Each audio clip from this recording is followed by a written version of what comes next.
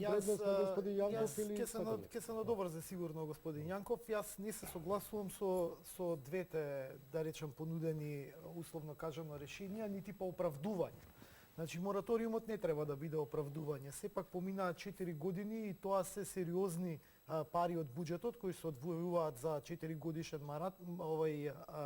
мандат. Тоа се отприлика 48 милиони евра и тие ние пари никако не ги видовме насочени во нешто од оваа борба која се спомнува.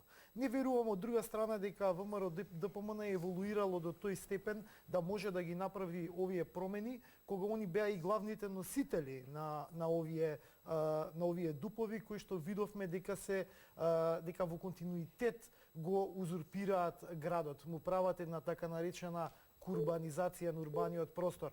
Во овој дел господин Јанков сигурно ќе се надоврзе со мене и ќе ви објасни малку повеќе за тоа.